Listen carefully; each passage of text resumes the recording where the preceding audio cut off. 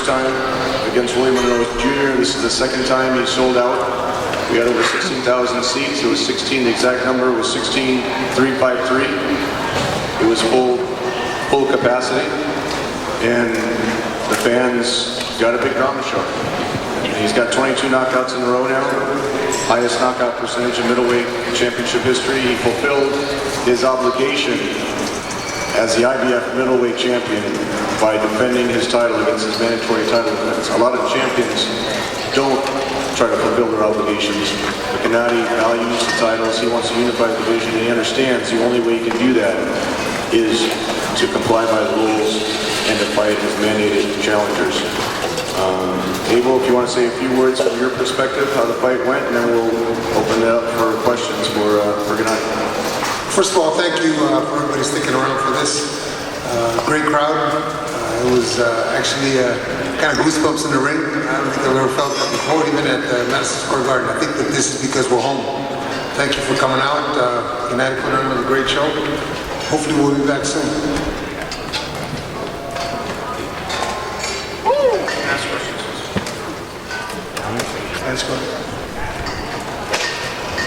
Gennady, was it too good of a performance, given that you're trying to be able to fight Canelo? Does this hurt or help that cause? No, I don't know. I'm ready to fight anybody. I won't fight Canelo. No, first of all, for me, it doesn't matter who Canelo can. Of course, Canelo variant A. I have variant A, B, C. Probably. And Abel, you can weigh in on this. I mean, we've got the world's top two fighters in the same ring tonight. Did Gennady pass Roman tonight with what he did? I think it's obvious who the pound for pound number one is. He did it again. I don't think there's ever been a fighter in any era, in any weight division that has dominated his division at a championship level like Gennady is. He fights a knockout and he makes good fighters look amateurs. So I think the pound for pound is sitting right here next to me. First of all, congratulations. Thank you very much. Matt, I'm still in the arena. Do you think that perhaps unwittingly you painted yourself into a bit of a corner? Because it seems like no matter what you do, it doesn't make sense for a lot of A-listers to fight you, but then the whole thing they say is, well, because you haven't fought an A-lister, I shouldn't have to fight you. So what do you do in this situation? First of all, thanks my team, my coach, Abel Sanchez, and of course, I appreciate my fans. This big gift for fans. I know my job. I know my work.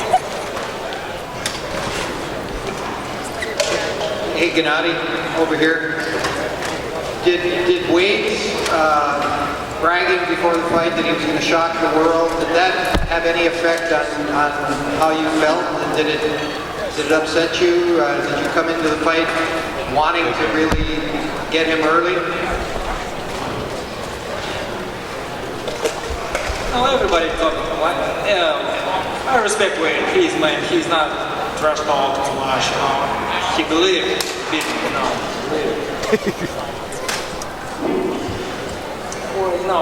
have different boxing technique. After the first round, I know he's finished. I give him chance in the second round.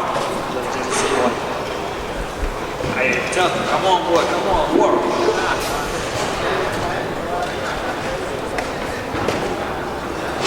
It's not black, there's big difference in style and different boxing technique.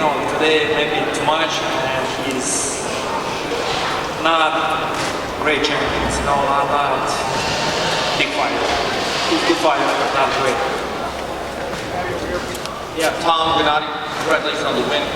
Both questions. First for Tom. Tom, given the short nature of this fight, I know you still have to wait for the WBC mandate after May 7th to work that situation out. Is it your preference, and also you, Gennady, to fight as soon as possible by the summer? Did you say, can you repeat that, Steve? I know you still have to wait for May 7th, the situation with the BC. Yeah. Regardless of what happens, let's say you don't get Canelo, which seems to be the consensus. Yeah. Do you want to get a fight as soon as possible in the summer? Is that feasible? Well, Gennady would have fought before this. We had an HBO date in February.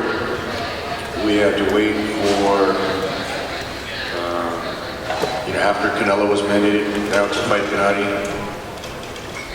took a few extensions to work out that agreement, but if Canelo doesn't fight, he wants to fight 3 times a year. So it would be, sometimes in the summer or early fall, and then again in the late fall. I mean, that's his mandate to us and to his team. And so we would put 2 more fights together for him. Obviously, if Canelo doesn't fight, he wants to unify the title, so he wants Bruno Sanchez. If that doesn't happen, there's a lot of great fighters out there. Danny Jacobs had a great win. That would be a great fight. We just have to see what happens then, but we can't really make plans until, look, Canelo's in a great fight May 7th. He's fighting Amir Khan. Amir's got great hand speed. So we'll have to see what happens there, and if Canelo wins, then we'll have to see how they react to the WC mandate. Congratulations to all of you, Tom and Abel. Congratulations to you, champion. In light of how you knocked this guy out, do you really think that Canelo wants to fight you? I mean, this was a great sparring session for you.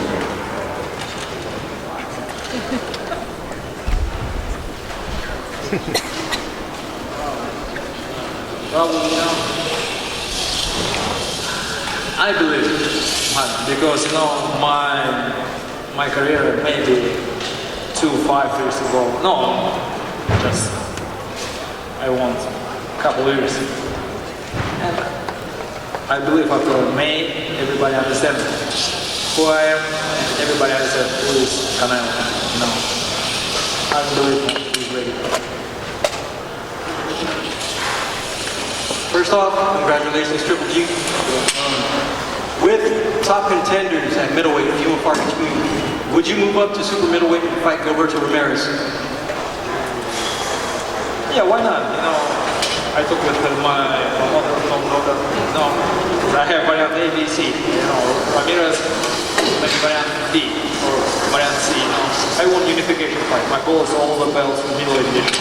My focus right now is middleweight division. Of course, I think Ramirez needs a couple fights because he is a great fighter and maybe not a big name. No, I need big name. In a lot of ways, you flipped the boxing world on its head. You had a predominantly Mexican-American crowd cheering for you. Do you feel as though you would garner some of those Mexican-American fans with your fight style in lieu of a Canelo fight? And Tom, did you expect a crossover star with the Mexican crowd to happen? Well, I'll answer on as far as expecting him to be a crossover star. It would have happened a lot sooner when we were talking to Top Rank about making a fight with Chavez Jr. He would have had a fight with Chavez Jr. and would have beat Chavez Jr. That was 2 years ago when we were discussing that. I think it would have happened a lot quicker. There's 2 ways to look at Gennady's quick rise over here in the States. One side you can look at it as 3.5 years, and he's become one of the most popular fighters, not only in America, but internationally. That's a very important component for Gennady, is his international popularity. His grandfather was born in Korea. For this fight, we had offers from 3 different Korean television stations to broadcast his fight. That's pretty unprecedented. Always live in Japan, in Germany, in the UK, in over 100 countries. So the Mexican fans really appreciate his style. Abel's taught him the highly aggressive pressure style, and that's what they appreciate, and that's why they come out to see him regardless of the fight.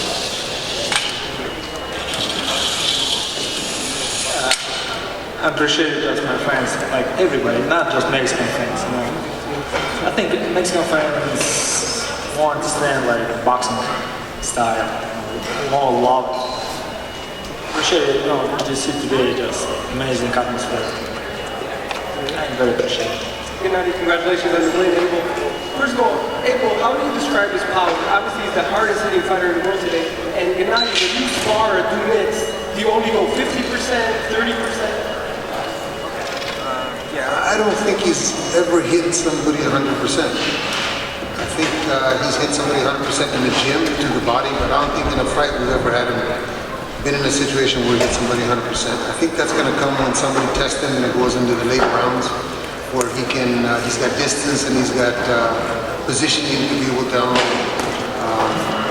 when he spars, he doesn't spar very hard. He spars, really takes care of his sparring partners. He doesn't hit him hard, he hits him a lot to the body and to the arms. As you saw today, he hit way to the arm and knocked him down with an arm shot. So that's why the guys like coming back. That's why they like sparring with him, because he allows them to work so that he can get better and they can get better. Here's a question for Abel and Gennady. My question is this: given the fact that you stated both of you guys like to fight, you guys put a lot of work into the camp, a fight of this nature that's so short-changed in any way, do you wish it would have gone longer, Abel and Gennady? Absolutely not. If it ended with the first punch, I'd have been happy. But now it's a matter of waiting to the 7th, and when the 7th comes off, then he's got 15 days, and then it's up to Tom. It's up to Tom to make sure that the mandate by the WBC is followed, and we get on with the fight. I think that he's got something planned in August if we don't get CANELO. So we fight in August or early September, and then back in December, then a short fight like this is okay. Any more questions, please?